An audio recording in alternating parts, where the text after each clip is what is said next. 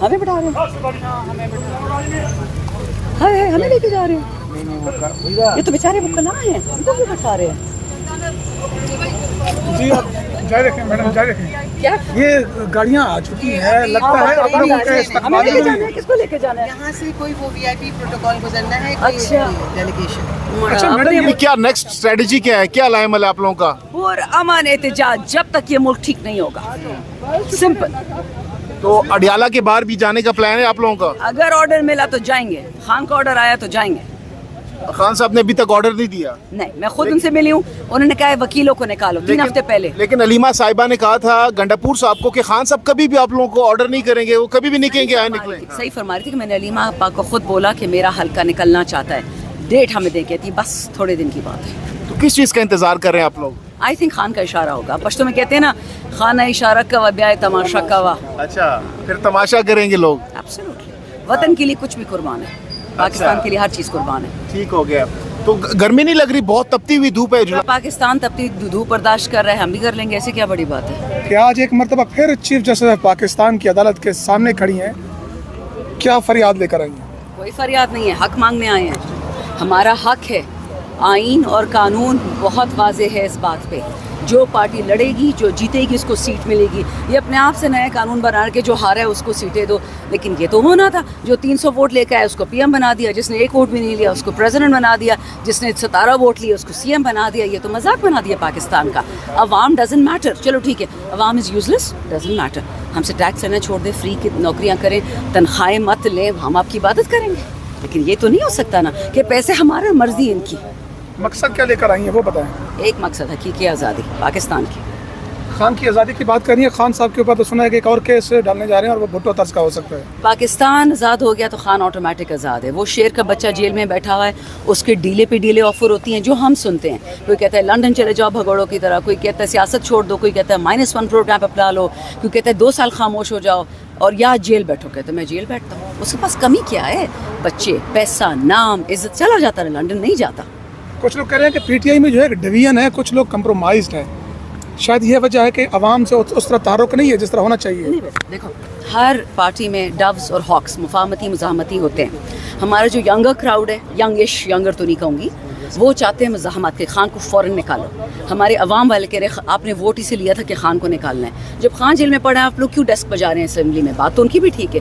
यही बात साहिबजादा हामिद रज़ा ने कितने महीने पहले कही थी कि अगर हम खान को जेल से निकालने में नाकामयाब है तो हम 5 साल असेंबली कमेटी खेलेंगे। Not possible.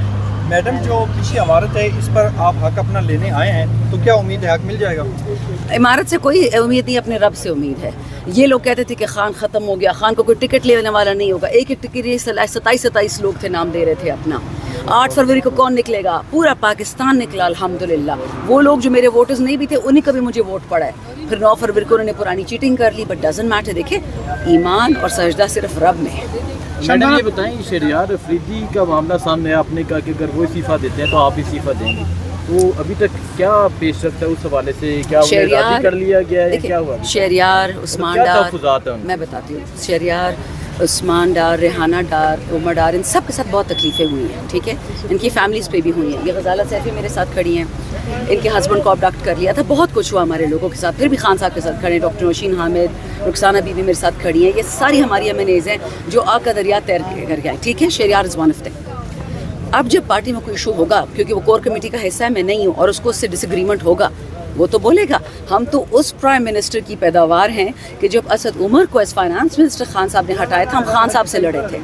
हमें हक है बोलने का, हम डेमोक्रेसी हैं, हम इन मौरूसी ख़ानदानों की तरह नहीं हैं कि हम जूते पॉलिश करें। हमें हक है बोलने का, डिसएग्री करने का। अगर हम खान से कर सकते हैं तो कोर कमेटी और पॉलिटिकल कमेटी के साथ क्यों नहीं कर सकते? जहाँ तक इस्तीफे की बात है, वो तो मैं शहरियार को प्रेशराइज़ कर रही थी कि अगर तुमने रिज़ाइन किया, मैं तुम्हारी सगी मुँह बोली बहन हूँ, तुम जाओगे मैं भी जाऊँगी। इतने में शहरियार को वो शेर अफजल मरवत कूद पड़े कि मैं भी जाता हूँ। उमर डार आ गया, रेहाना डार आई, सब ने उनको डराया। And at the same time इतने सारे ऐवान में आप लोग इमरान खान की रिहाई के ऊपर बात करें, शहरियार अफरीदी अपने दुखड़े सुनाए, अपने गम सुनाए। बहुत सारे लोग जैसे आप करें कि आपका दरिया अबूर करके गुजरे हैं, तो इस वक्त इस तरह का इम्प्रेशन देना नहीं कि जैसे आपके साथ बहुत बड़ा जुल्म हुआ है।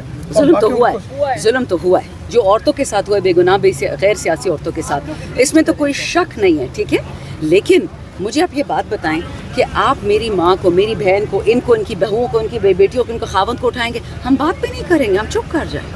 खान साहब तो जेल में बैठा है, वो तो कंप्लेन कर नहीं सकता, वो कंप्लेन करने वाला है भी नहीं। कल एक खातून ने ज़रा ऑब्जेक्शन किया कि असद कैसर ने ख़वातीन की चूड़ियों की बात क्यों की। असद कैसर ने सिर्फ ये बोला कि अगर मेरे सूबे पे फिर दहशतगर्दों ने अटैक किया तो हमने भी चूड़ियाँ नहीं पहनी। तो उस पर वो नाराज़ होगी, विमेन कार्ड खेलने लगी। मैंने जवाब दिया कि आपने तो चूड़ियाँ उतारने की बात की, हमारे तो दुपट्टे उतारे, हमारी औरतों के कपड़े उतारे हैं, उसका कौन अजाला करेगा। बहुत आप ह्यूमन राइट्स वाले ना मरें। मैं जेल गई थी, किसी ने बात नहीं की। मेरी वालदा पे अटैक हुआ, किसी ने बात नहीं की। इन औरतों पे अटैक हुआ, किसी ने बात नहीं की। तो ये ड्रामे हम नहीं मानते किसी ये के। जो फौजी ऑपरेशन की बात की जा रही है, एक तरफ आपका वज़ीर आला जो है वो मीटिंग में बैठा है, दूसरी तरफ मुस्तरद भी कर रहे हैं, असल तहफ़्फ़ुज़ात हैं क्या? मुझे नहीं पता, आज शाम 5 बजे पता चलेगा। अली अमीन के साथ मीटिंग है। नहीं तो आप लोग मुखालफत तो कर दिए ना ऐवान में आप लोग। मुखालिफत नहीं, हमें बताएं कि ऑपरेशन कहाँ हो रहा है, किस सूबे में, सिविलियंस के लिए क्या इंतजाम किए हैं। जहर खाने के पैसे नहीं है तो लड़ने के पैसे कहाँ से, आगे हथियार के पैसे कहाँ से आ रहे हैं?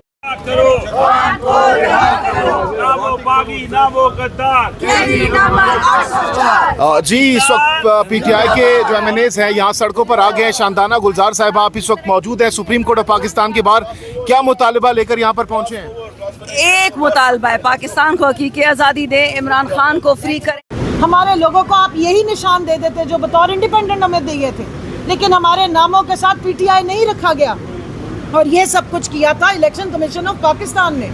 सो इसलिए हम उनके खिलाफ इस कोर्ट में आए और मुझे पूरी उम्मीद है, आइन की स्पिरिट ये कहती है कि डेमोक्रेसी की प्रोटेक्शन ये कहती है, प्रोपोर्शन ऑफ रिप्रेजेंटेशन का रूल आप ओवर रूल नहीं कर सकते। आप ये नहीं कर सकते कि किसी पार्टी को एक सीट जनरल इलेक्शन में मिले और आप उसको 4 रिजर्व सीट्स दे दें। मैं यहाँ ये भी बताती चलूँ, मैं एक साबिका मेंबर नेशनल असेंबली और फॉर्म 45 पे अपने हल्के से जीती हुई हूँ।